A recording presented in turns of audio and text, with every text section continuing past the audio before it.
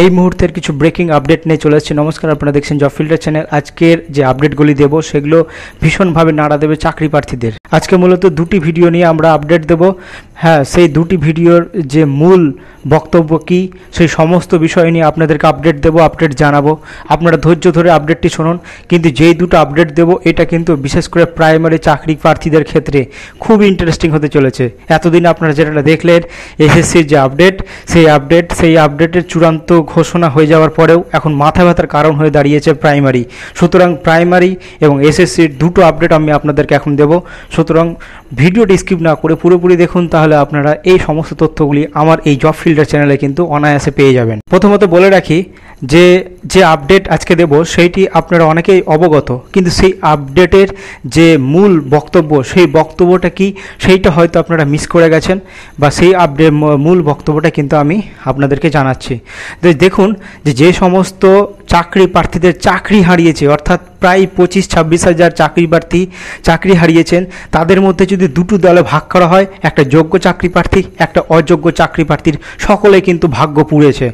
সেই ভাগ্য পুড়েছে বটে, কিন্তু তাদের ভবিষ্যৎকে নিয়ে, হ্যাঁ, বিশেষ করে যোগ্য হোক বা অযোগ্য প্রার্থী হোক, তাদের ভবিষ্যৎকে নিয়ে কিন্তু পুনরায় ভাবতে চলেছে রাজ্য সরকার। এবং সেই রাজ্য সরকারের যারা এসএসসির কর্মকর্তা রয়েছেন তারাও কিন্তু পুনরায় আবার সুপ্রিম কোর্টে গিয়ে সেই বিষয়টিকে জমা করবেন নথি, এবং পুনরায় সেই বিষয়টিকে কিন্তু কোর্টে আবার নতুন সিদ্ধান্তের মাধ্যমে সেটিকে তুলে ধরবে, যা আপাতত বিষয়বস্তুটা কী রয়েছে আর এই মামলা ক্যান্সেল হওয়ার কারণ কি, প্রত্যেকের চাকরি হওয়ার কারণ কি, সমস্ত বিষয়টি কিন্তু আবার কিন্তু খতিয়ে দেখা হবে।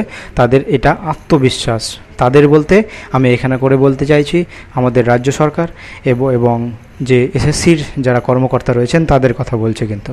আর বাকি কিন্তু যে সমস্ত যোগ্য অযোগ্য চাকরি প্রার্থীরা রয়েছেন তাদের এখন ভবিষ্যৎ চূড়ান্ত হয়ে গেছে অলরেডি, অতএব তাদের চাকরি ক্যান্সেল। হ্যাঁ, সেই ক্যান্সেলের পাশাপাশি মাথা ব্যথার কারণ হয়ে দাঁড়িয়েছে আর এক অংশের বিষয়।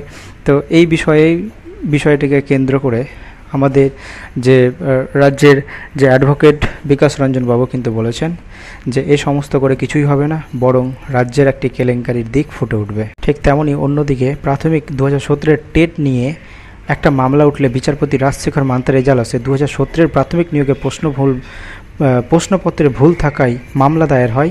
সেই সংক্রান্ত মামলা শুনানি বিচারপতি রাজশেখর মান্তা জানিয়েছেন প্রাথমিক শিক্ষা পর্ষদকে একদিনের সময় দেওয়া হলো সিদ্ধান্ত নেওয়ার জন্য।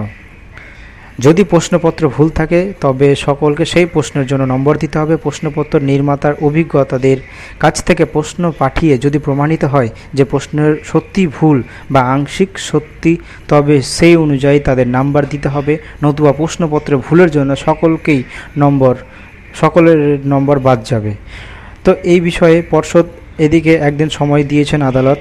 এর পাশাপাশি রাজ্যের বড় ধাক্কার মাঝেই কিন্তু 2017 যে টেট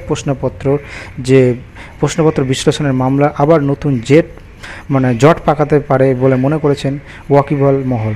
তবে অনেকেই মনে করেছেন 2017 প্রাথমিক টেট নিয়ে বড়সড় নির্দেশ দিতে পারে আদালত। এই ছিল একটি ছোট্ট আপডেট। যদি এই ধরনের আপডেট পেতে চান অবশ্যই আমার চ্যানেলটি সাবস্ক্রাইব করুন, আমার সাথে জুড়ে থাকবেন। সকলকে ধন্যবাদ, ভালো থাকবেন।